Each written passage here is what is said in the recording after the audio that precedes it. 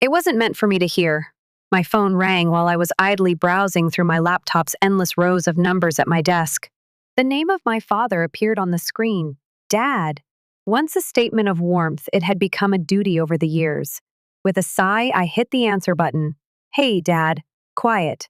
I initially believed there was a poor connection, but then I heard rustling a chair scrape, a heavy sigh. Then his voice.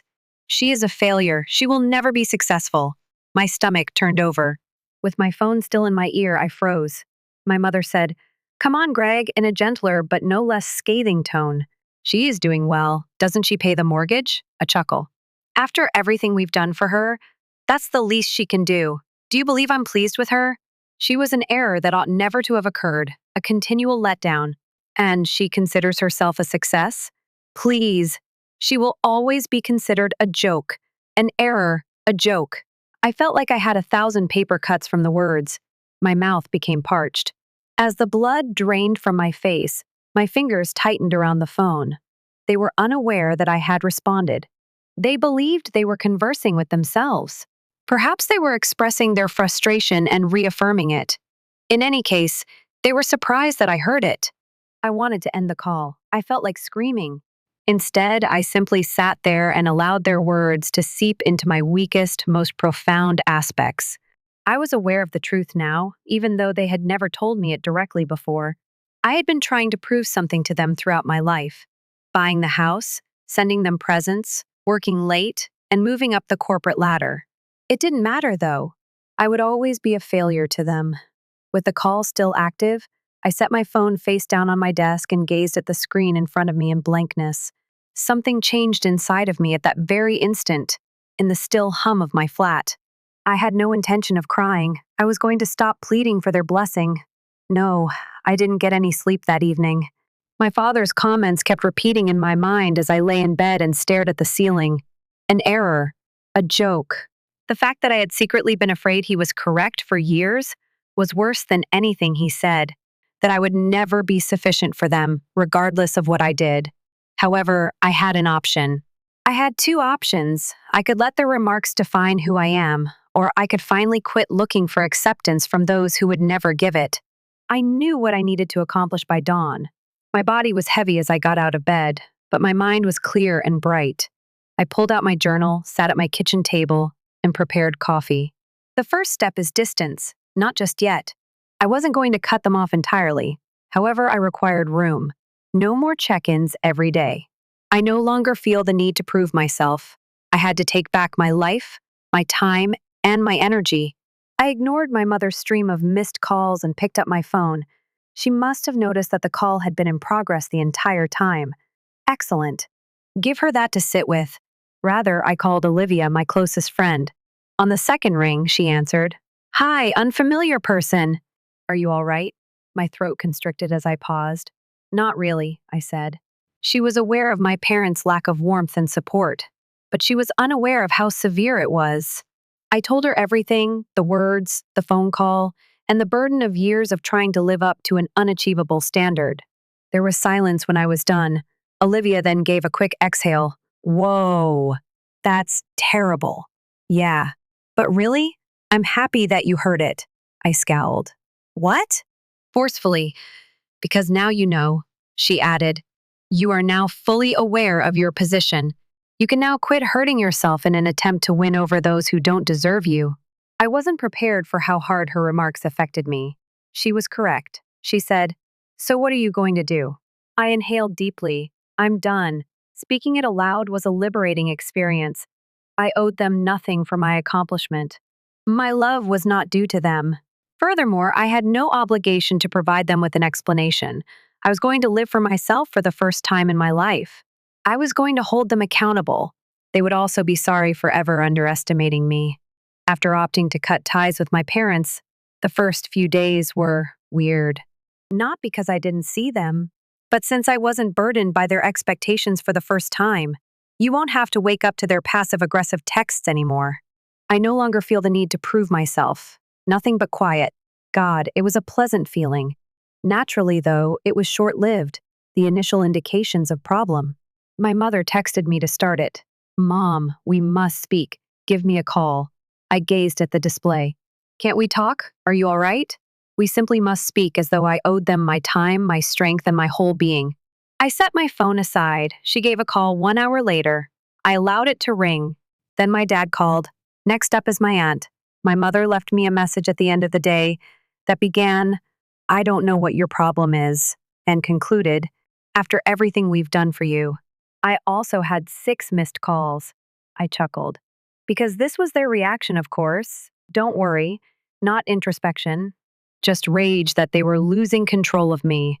Later that evening, Olivia texted me. Olivia, do you think they're panicking out? Me, very much so. Olivia, remain resilient. You are not their property. She was correct. I was not returning.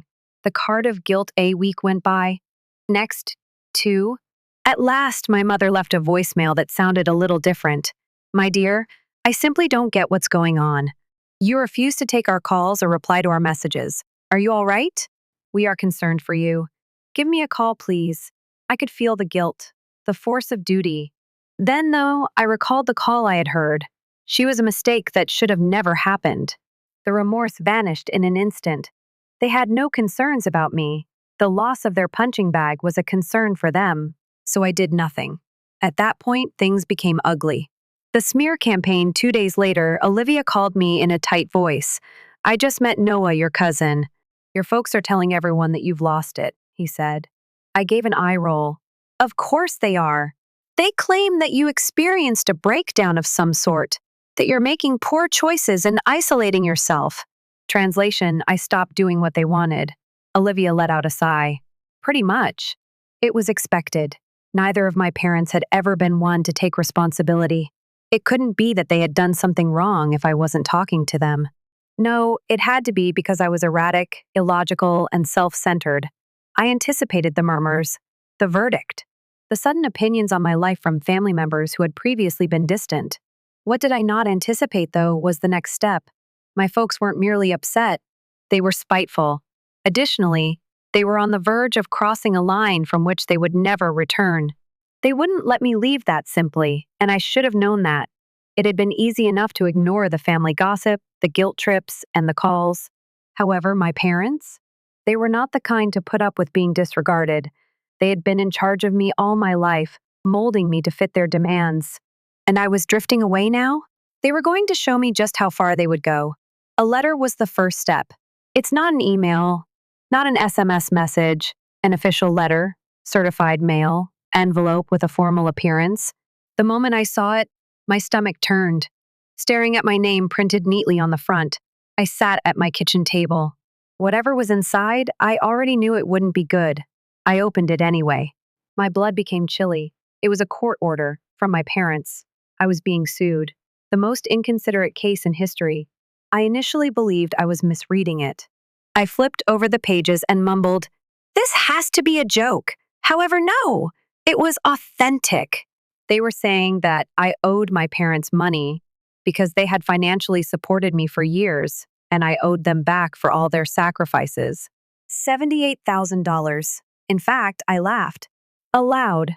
To be clear, these were the same people who told me I was a mistake, never helped me with my first apartment, and never paid for my college education. And now? Did they want me to give them money? For what purpose? Damage to the emotions? The honor of serving as their rhetorical target? I grabbed my cell and dialed Olivia. They're suing me, I stated bluntly. What? Yes. I suppose I owe them $78,000 for simply existing. Silence fell.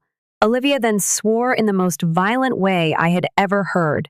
She said, "Tell me you're fighting this." With my heart racing, I smiled. Oh, I'm not merely resisting it. They're going to regret every moment of this, I promise. Because this is the situation. They believed that I would be frightened by this litigation. They assumed I would lose it, give up, and rush back to them. But what were they unaware of? Was that I had just been given the ideal justification to permanently burn the bridge? It's time to engage in their activity to start with. I hired a lawyer. He was intelligent and his name was Daniel. He smirked as he read the lawsuit and sat back. They're bluffing, he declared. This is not going to stand up in court. They don't really have a claim. Good, I replied. I want more than merely to win. I want to ensure that they never attempt something similar again. We then filed a countersuit for harassment and emotional distress, and it gets even better from here. I now had the legal authority to ask for their financial documents because they had made an official claim. As it happens, they didn't have as much money as they wanted to claim. As it happens, years ago, they had taken out loans in my name, and now I had evidence. The courtroom battle. To be honest, I felt anxious when I entered that courtroom. This was it, not because I believed I would lose. The ultimate severance. I was battling more than simply a lawsuit. Any prospect of ever mending my relationship with them was being buried. But then I noticed my dad sitting there, looking just as arrogant as ever. As though this were just another family gossip session, my mother was talking behind her hand. All of a sudden, I stopped feeling anxious. I was enraged. For them, the trial was a complete failure. After examining their argument for a single moment, the judge rejected it as unfounded. After that, my attorney made our case, proof that the loans were fraudulent, evidence of emotional anguish. Listen to the testimonials of Liam, Olivia, and Malik, who had personally witnessed their manipulation. My parents appeared shaken when we were finished. The judge then spoke. Not only is this lawsuit dismissed, but I am ruling in favor of the defendant's counterclaim. Interpretation? They were now in debt to me. Not just a bit either. They were forced to pay damages of $50,000. The expression on my dad's face? Priceless. The repercussions. They made an appeal. They were defeated. They attempted to get in touch with me. They were prevented by me. A few others, including Aunt Olivia, attempted to intervene. They said, "They're still your parents. You'll regret this someday." However, they were mistaken. I have no regrets at all. In actuality, my parents had never shown me the kind of love that a parent ought to provide to their child. In my life, and for the first time, I had freedom.